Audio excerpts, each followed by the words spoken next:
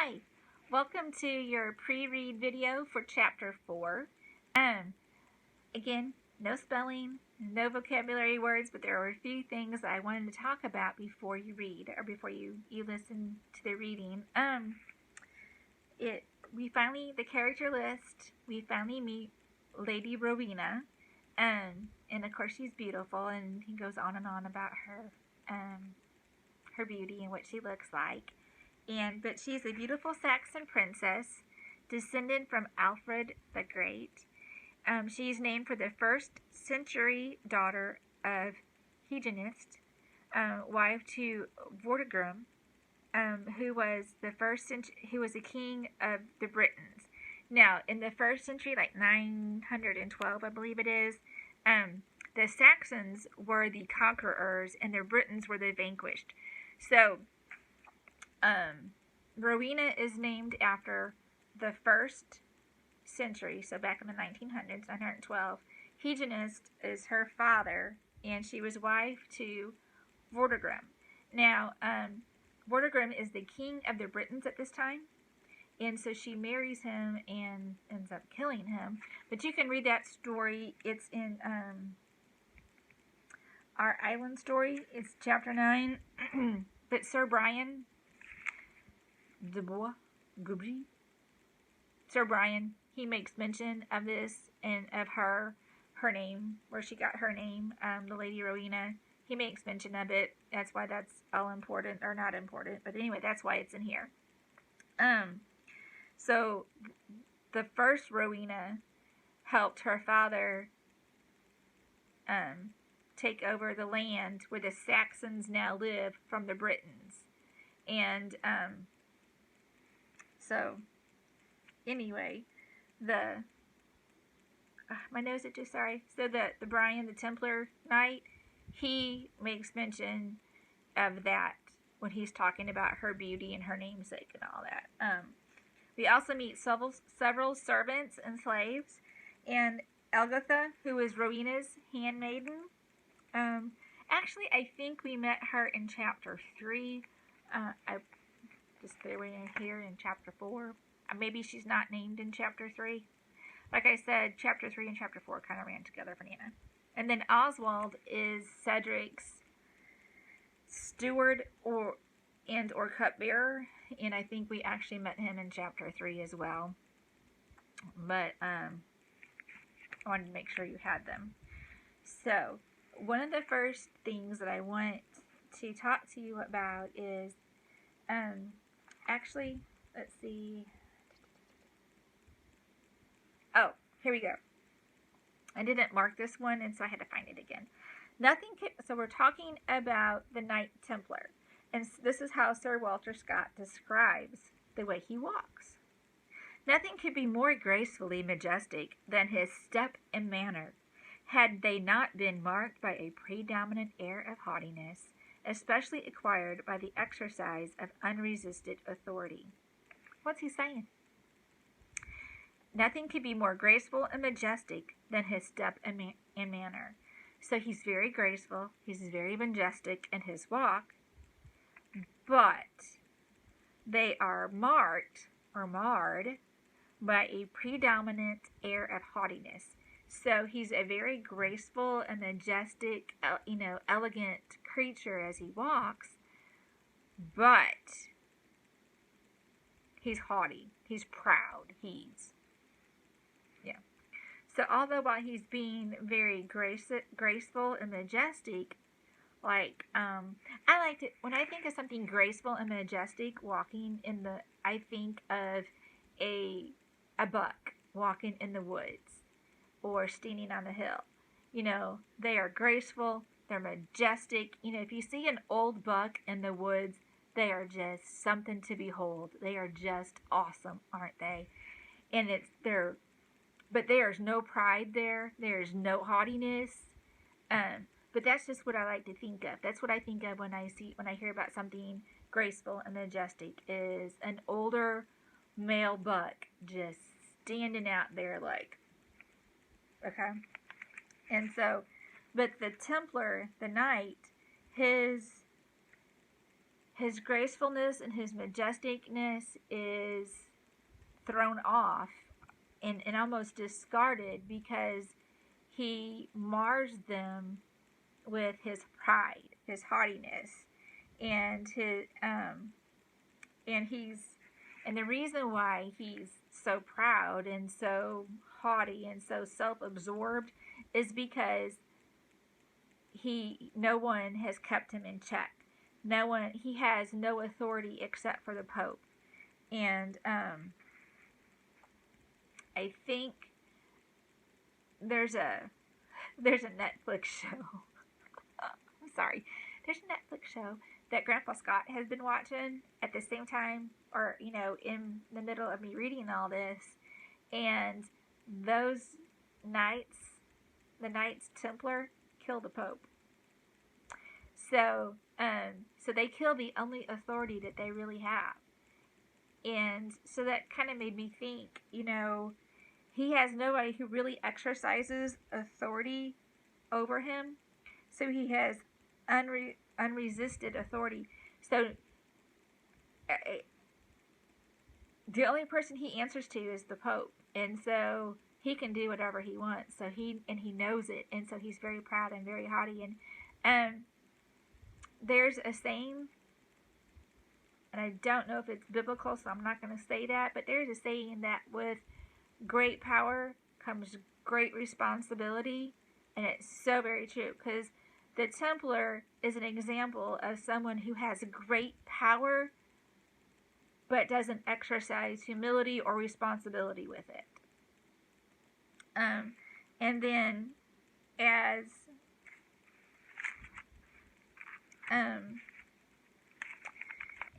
the okay, so we are so the Templar, the Knights Templar, the Knight, and the Prior are brought in, and they are being introduced to Cedric, and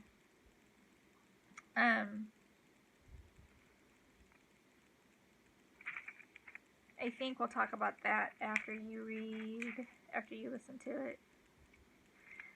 No, let's talk about it now. So vows, said the abbot, must be unloosed, worthy Franklin, or permit me rather to say, worthy Thane. So he's calling him by his antiquated title. Though the title is antiquated, means it's old-fashioned. Vows are the knots which tie us to heaven. They are the cords which bind the sacrifice to the horns of the altar. So, and that is a reference to, if you think about the Ark of the Covenant in the tabernacle, and it had horns on it, and you put the sacrifice on there, or on the altar, not the Ark of the Covenant, the altar from the tabernacle, not the Ark of the Covenant, just the altar at the top. Just the altar of the tabernacle had horns on it, and they would place the sacrifice on there. And he's talking about tying it down. I thought the sacrifices were already, I don't know if they killed them on the altar, or they were already, I'll have to look that up. Anyway, so put the sacrifice on the altar, and that's what he's talking about. He's saying, put those vows on the altar and kill them, is what he's saying to him. And and loose yourself from them. But Cedric has made a vow not to go 3 steps off his dais to meet somebody who's not a Saxon. And even though these 2 gentlemen, loosely used, but the Templar and the monk, the knight and the monk they outrank Cedric. So he is on thin ice here. But they are in his home, asking, basically demanding hospitality, room and board. They could have gone to another monk's place, but they didn't want to. We heard that in chapter 2. They didn't want to, or maybe it was 3. They didn't want to because they practice what they were supposed to. Those monks and those men of God. And so they didn't want to go there because they knew they weren't going to get an alcoholic beverage, basically. And they also the knight also wanted to see Rowena. And so, because like I said earlier, not a good guy. Neither is the prior. So they do not live up to their vows. They don't keep their vows. And and they don't, and we can see right here the reason why they don't is because they don't think it's necessary. It's just like, we'll just sacrifice those vows on the on the altar and kill it and go on with your own bad self. And that's really what the prior is saying to Cedric is, what are vows? Don't concern yourself with vows. I don't. So that's what that means. And then towards the very end,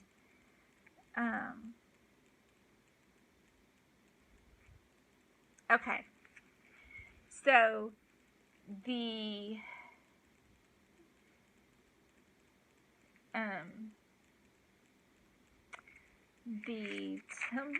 knight,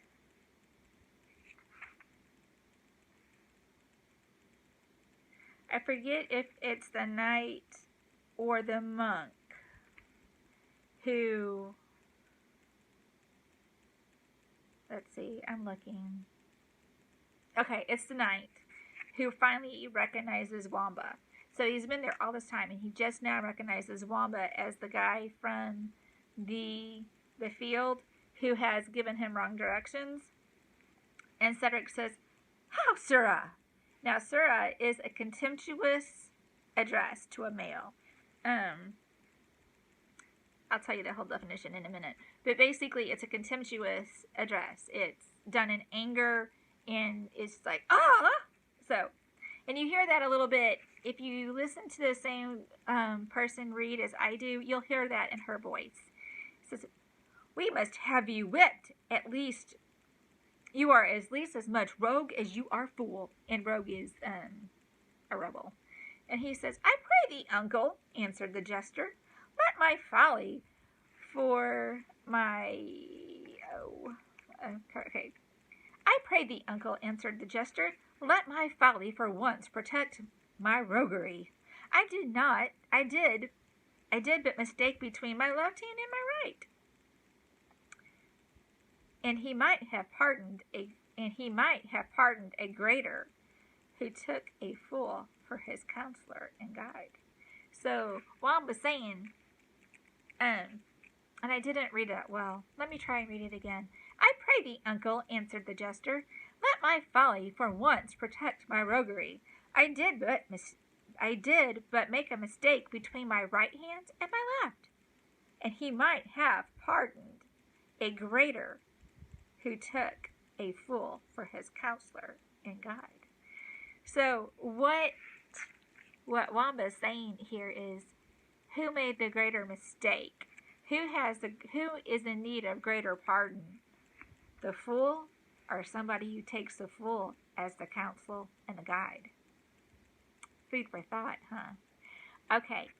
I just want to give you some really quick definitions. I see that this video is getting longer. I don't think we'll do a post for chapter 4. I think I'm getting pretty much everything in that needed to be. Let's see. A swart, to be swart is to be black or dirty. And then sirrah, when he says at the end of the chapter, he says, "How, sirrah? How could you mislead wayfarers? That's not our way." And it's a contemptuous term of address, used as an anger to a man. And then harangue is a long, blustering, noisy, or scolding speech. And or it could be a site for horse races or a public place. Yeah. But the monk, the abbot, he gives a very long harangue to Cedric, and you're going to hear that word there.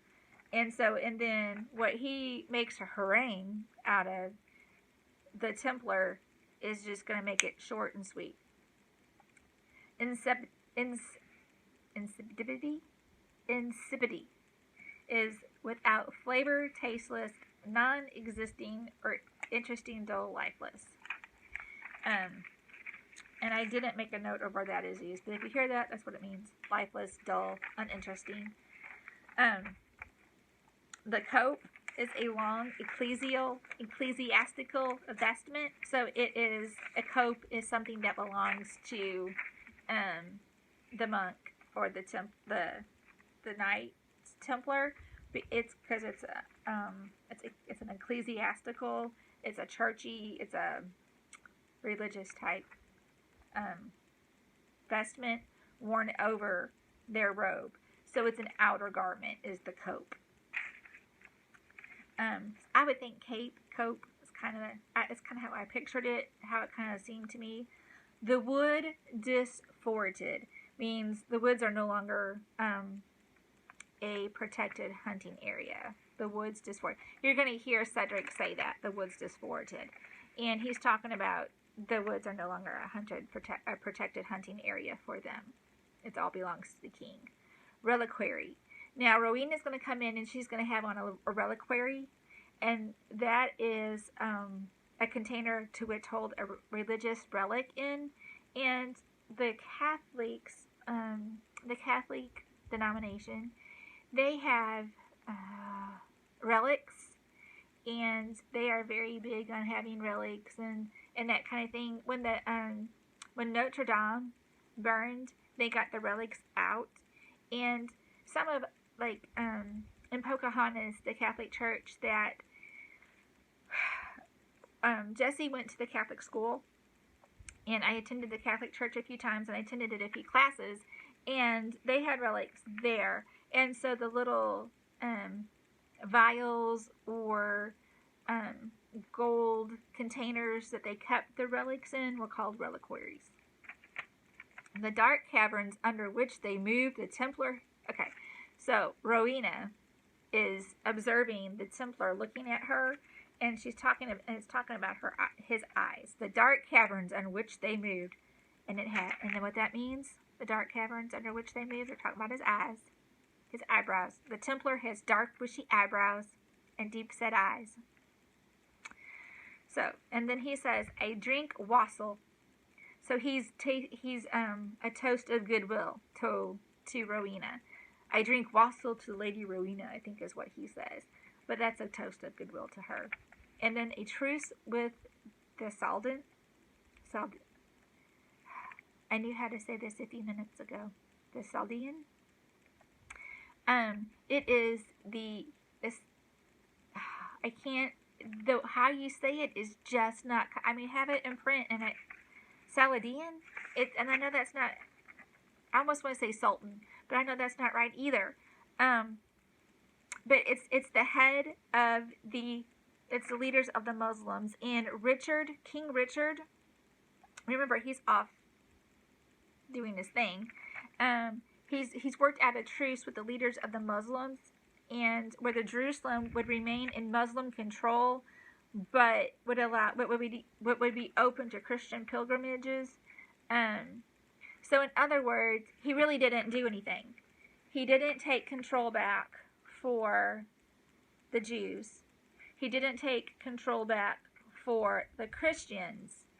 He just made a truce with the leaders of the Muslims, in that the Muslims still have control, but they're going to allow Christians to come in and worship. How well do you think that went over? How well is it going over today? Yeah, about that well. So Rowena and Cedric and Wamba is the one who really pay attention to what Wamba has to say, because he says, since I've been alive, there have been 3 such truces made, and they were all supposed to last 50 years. So according to that, I must be 150 years old. And now remember, he is a jester. He is a fool, and he interrupts what the Templar says. But Cedric, his owner, paves the way and lets him go ahead, because he knows there's a jest coming, and it says so. And he goes, well, how so? And so, in other words, he did not put Wamba in his place. He gave him full throttle ahead, gave him full permission to go ahead with his jest. And he's going to say, and he lets Wamba have his word against what the Templar is saying and the king. Pretty amazing. Pretty amazing thought there. So think about that, and I'd be interested to know what you think. We're going to have so many things to talk about one of these days. I love you. God bless you, and I'll talk to you later. I'll see you in chapter 5, I guess. Bye.